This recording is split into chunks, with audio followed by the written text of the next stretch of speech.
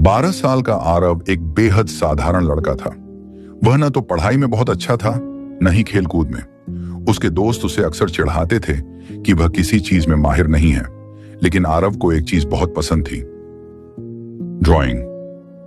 आरव के पिता एक छोटे से किराने की दुकान चलाते थे और उसकी माँ एक सिलाई का काम करती थी। उनका घर बहुत बड़ा नहीं था, लेकिन खुशियों से भरा हुआ था। आरव जब भी उदास होता, वह एक पुरानी स्केचबुक निकालता और उसमें अपनी कल्पनाओं की दुनिया बनाता। काश मेरी बनाई हुई चीजें सच हो सकती, उसने एक दिन आसमान की ओर देखते हुए कहा। एक दिन जब आरव अपने दादाजी के पुराने सामान को देख रहा था, उसे एक लकड़ी का छोटा सा बॉक्स मिला।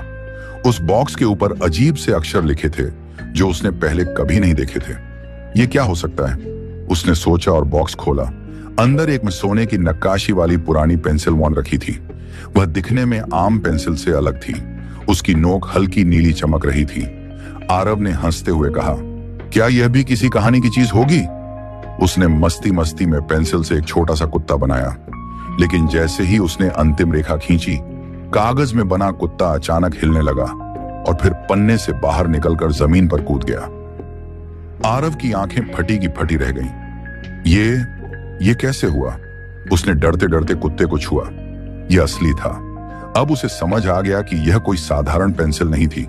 आरव ने पेंसिल से और चीजें बनाने की कोशिश की। उसने एक आम बनाया और वह तुरंत असली आम में बदल गया। फिर उसने एक खिलौना कार बनाई और वह सचमुच जमीन पर दौड़ने लगी। वाह, यह तो जादू है। धीरे धीरे उसने अपनी छोटी छोटी इच्छाएं पूरी करने के लिए पेंसिल का इस्तेमाल करना शुरू कर दिया। उसने स्कूल में टीचर्स के लिए सुंदर चार्ट बनाए, जिससे सभी उसकी तारीफ करने लगे। अब उसके दोस्त भी उससे प्रभावित होने लगे थे, लेकिन जल्द ही उसने महसूस किया कि बाइस पेंसिल के साथ कुछ अजीब हो रहा था। एक रात जब वह अपने कमरे में ड्राइंग बना रहा था, उसने अचानक देखा कि पेंसिल की चमक पहले से तेज हो गई थी। उसने डरते डरते एक परी की तस्वीर बनाई। अचानक हवा में एक हल्की चमक हुई और सामने एक असली परी प्रकट हो गई। तुम्हें यह पेंसिल कहां से मिली? परी ने गंभीर स्वर में पूछा। आरव ने झिझकते हुए कहा, यह मेरे दादाजी के पुराने सामान में मिली थी। परी की आंखों में एक अजीब सी चमक आई। क्या तुम जानते हो कि यह पेंसिल तुम्हारे पास क्यों आई? आरव ने सिर हिलाया।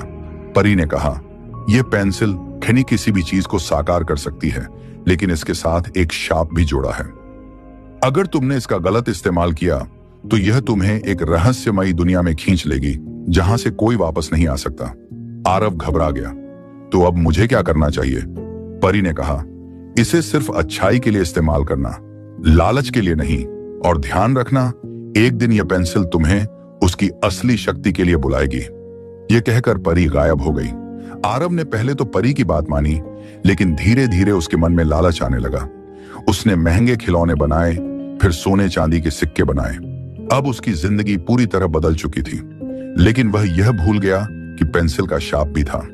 एक दिन उसने सोचा कि क्यों ना वह अपनी ड्रीम वर्ल्ड वन बनाए। उसने कागज पर एक रहस्यमयी महल की तस्वीर बनाई, अमृत लोक, जहां सब कुछ जादुई था। जैसे ही तस्वीर पूरी हुई, अचानक एक चमकदार रोशनी आई और आरव जमीन से गायब हो गया। जब आरव ने अपनी आंखें खोली तो वह एक अजीब जगह पर था। चारों ओर सुनहरे पेड़, नीला आसमान और हवा में तैरते महल अमर थे। मैं कहां हूं? उसने घबरा कर कहा। तुम अमृत लोक में हो? एक गहरी आवाज आई। आरव ने देखा कि सामने वास एक छायादार आकृति खड़ी थी, लंबे काले कपड़े में, जिसकी आंखें लाल चमक रही थी। कौन हो तुम? मैं इस पेंसिल का असली मालिक हूं। तुमने इसकी शक्ति का गलत इस्तेमाल किया है, इसलिए अब तुम यहीं रहोगे। आरव को अब अपनी गलती का एहसास हो गया था। उसने पेंसिल से जल्दी से एक दरवाजा बनाया, लेकिन वह खुला ही नहीं। अब कोई रास्ता नहीं है। वह छायादार आकृति हंसी, लेकिन तभी वही परी फिर से प्रकट हुई। आरव, अगर तुम सच में बदलना चाहते हो तो तुम्हें अपनी सबसे बड़ी इच्छा त्यागनी होगी। आरव को समझ में आ गया कि उसने जितनी भी चीजें बनाई थीं, वह सिर्फ लालच के कारण की थी। उसने पेंसिल से सब कुछ मिटा दिया, खिलौने, महल, सोना, सब कुछ। जैसे ही उसने सब नष्ट किया, अचानक एक रोशनी आई और वह अपने कमरे में वापस आ गया। आरव ने तुरंत पेंसिल उठाई और उसे एक बॉक्स में बंद कर दिया। अब उसने खुद पर भरोसा करना सीखा। उसने असली मेहनत से चित्रकला सीखना शुरू किया और कुछ ही सालों में वह एक विन प्रसिद्ध आर्टिस्टॉन बन गया।